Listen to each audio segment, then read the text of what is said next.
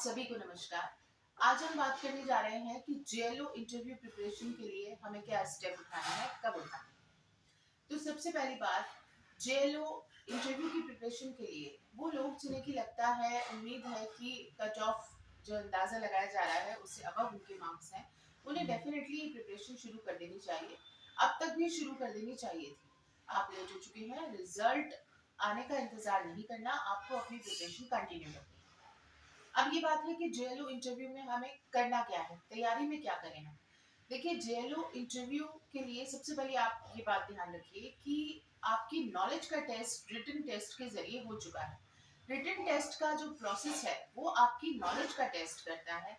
वो test board कर चुका है। अब आपके व्यक्तित्व की जांच होनी है, पर्सनालिटी का टेस्ट होना है, जिसके लिए ही आपको इन पर्सन वहां पर प्रेजेंट होना होता है। इंटरव्यू में आपको खुद वहां प्रेजेंट होना है। अब क्यों?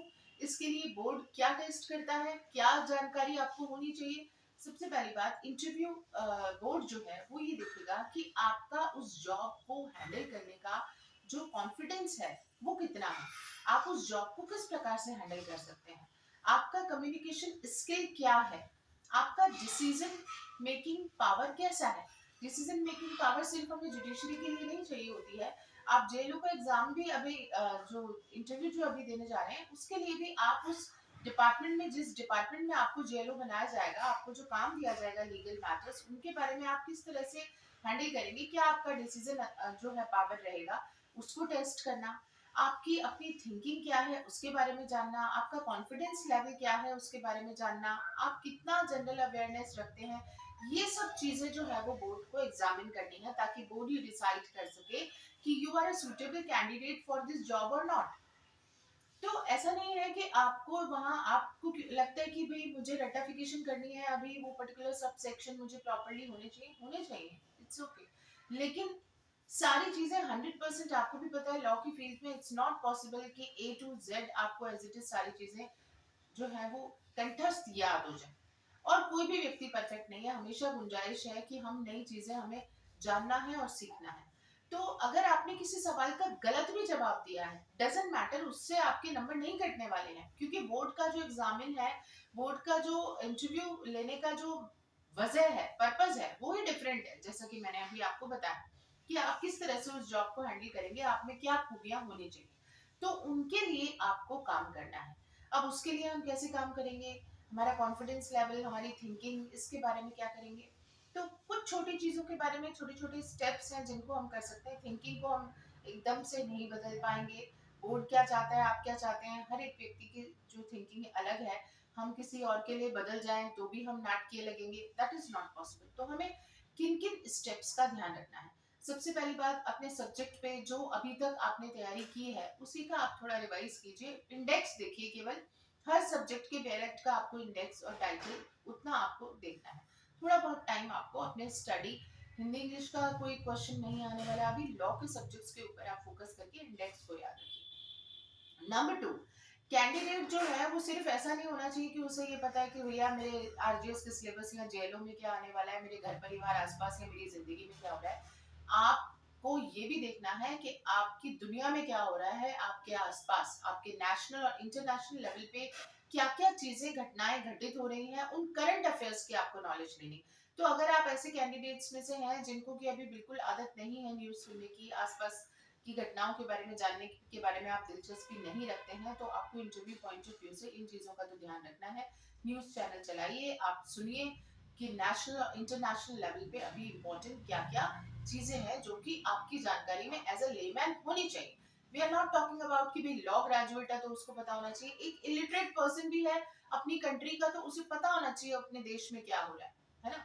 एक्सेप्ट एनिमल्स की कैटेगरी, क्योंकि उनके अंदर अभी ये चीज अभी डेवलप नहीं हुई है, वो खाने पीने की बातों के बारे में सोच सकते हैं। अपन ह्यूमन बीइंग है, तो हमें क्या पता होना चाहिए, हमें पढ़ना लिखना और आसपास की घटनाओं के बारे में जानना, ये सब चीजें एक इम्पॉर्टेंट फैक्टर है जिसको कि हम जब कंपटीशन एग्जाम्स की तैयारी करते हैं तो एकदम साइड में रख देते हैं। लेकिन ये हमारे व्यक्तित्व का महत्वपूर्ण हिस्सा है, इसे आप इग्नोर ना करें। फिर उसके अलावा अब आपसे क्या क्वेश्चनिंग हो सकती है, आपसे क्वेश्चनिंग आपके बारे में हो सकती है, तभी बोर्ड आपकी थिंकिंग, आपकी नेचर के बारे में, आपके कॉन्फिडेंस लेवल के बारे में जान पाएगा। तो आपसे क्या जनरल सवाल पूछे जा सकते हैं, आपके बारे में पूछा जा सकता है, आपने एजुकेशन कहाँ से ली है, आप कहाँ के रहने वाले हैं, उस जगह आसपास के बारे में जानकारी है, आप जयपुर के रहने वाले हैं, आप जोधपुर भरतपुर के रहने वाले हैं, क्या आपको वहाँ की फेमस चीजों के बारे में पता है ना। तो वहाँ की जितनी भी खास बातें हैं उस जगह की, जहाँ से या तो आपने एजुकेशन की है या जहाँ आप रहे हैं, उन सब के बारे में डिटेल में आपको पढ़ना है।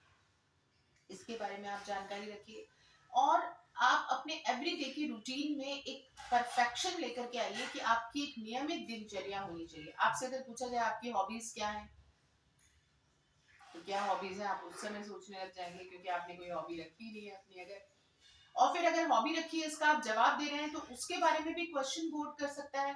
अच्छा, आपका म्यूजिक के अंदर इंटरेस्ट है, तो आप किस तरीके का म्यूजिक सुनना पसंद करते हैं।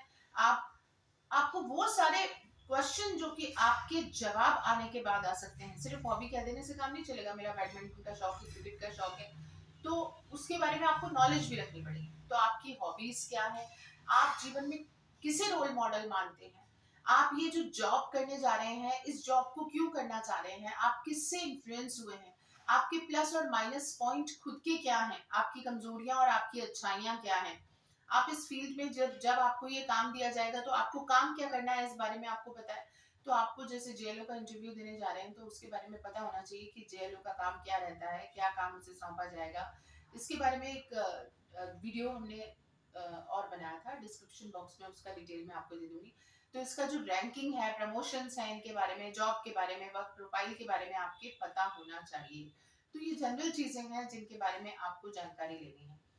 और ये एकदम से परिवर्तन नहीं हो जाने वाला है। आपसे अगर पूछा जाएगा भाई आप न्यूक्लियर फैमिली पसंद करते हैं, जॉइंट फैमिली पसंद करते हैं, जनरल सिंपल सा सवाल, तो आपने जो जवाब दिया उसी से पता लग जाने वाला है कि आपकी सोच क्या है, राइट।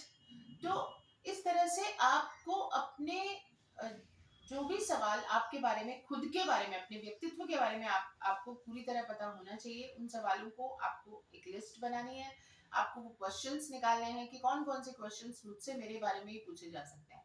एजुकेशन कहाँ से ली गई है, जॉब क्यों करना चाहते हैं, आप किससे प्रेरित हुए हैं, आपका रोल मॉडल कौन है, आपकी दिनचर्या क्या है, आपकी हॉबी क्या है, आप अगर इस जॉब में सेलेक्ट नहीं होते हैं तो क्या करेंगे, जीवन के प्रति आपका दृष्टिकोण कैसा है ना। इन जनरल जनरल सवालों के बारे में आप एक लिस्ट बनाइए, उनकी आप प्रिपरेशन कीजिए। ज्यादा हम नाटकीय तरीके से अगर अपने आप को प्रेजेंट करना चाहेंगे, वो भी बोर्ड को नजर आ जाएगा, क्योंकि वो छुपेगा नहीं कि अगर आपकी पर्सनालिटी कुछ और है, व्यक्तित्व कुछ और है और आप शो कुछ और कर रहे हैं। आपका कम्युनिकेशन स्किल, बोर्ड आप सोच रहे हैं बोर्ड ने मुझसे जो आर्टिकल पूछा मुझे ध्यान नहीं आ रहा, ओ माय गॉड 378 है कि 379 है, डजंट मैटर। सही है गलत इस बात को नहीं देख रहा है बोर्ड, आपको ये देख रहा है कि आप उस सवाल को जो आपके सामने रखा गया तुरंत उसके बारे में आप किस तरीके से रिएक्ट कर रहे हैं। अगर नहीं आ पा रहा सवाल का सही जवाब भी, तो आपको किस तरह से आप उसे रिस्पॉन्स कर रहे हैं। मुझे ऐसा लगता है कि शायद ये जवाब ये है, नहीं तो अदरवाइज इधर लेफ्ट देख रहे हैं, राइट देख रहे हैं, घबरा रहे हैं। तो ये सारी चीजें, अभी ये तो सिलेबस देखिए, आपको पता है कि आरजेएस में क्या सिलेबस है या जेएलओ में क्या सिलेबस है, इसको आप तैयार करेंगे, बोर्ड के सामने आ रहा है। लेकिन बोर्ड ये देख रहा है कि जब ये व्यक्ति, हम इसे काम सौंपेंगे तो ये व्यक्ति के सामने तो नित नई परेशानियां आएंगी।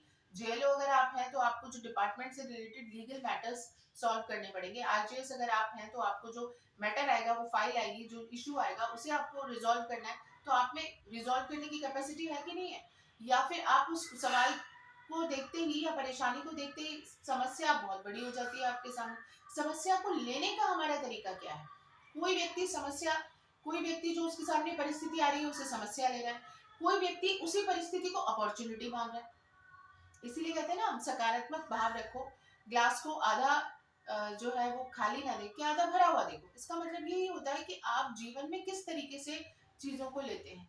तो ये सारी चीजें जो है वो बोर्ड को एग्जामिन करनी है, ना कि आपके सवालों के उस वक्त जवाबों की तरफ देखना है। क्योंकि अभी जवाब आपके 175 आपने ले लिया, you are in a secured zone, कि आप रिटर्न बहुत अच्छे मार्क्स के साथ कर चुके हैं क्लियर, और आपको ये पता है कि हाँ साहब मैंने लॉ में मास्टरी की है। लेकिन जीवन में आपने कितनी मास्टरी हासिल की है, ये एक अलग पहलू है जिससे कि इंटरव्यू बोर्ड अभी चेक करने जा रहा है। तो इन कुछ बातों पे आप ध्यान दीजिए, निश्चित रूप से आपको सफलता मिलेगी। Best of luck, thank you.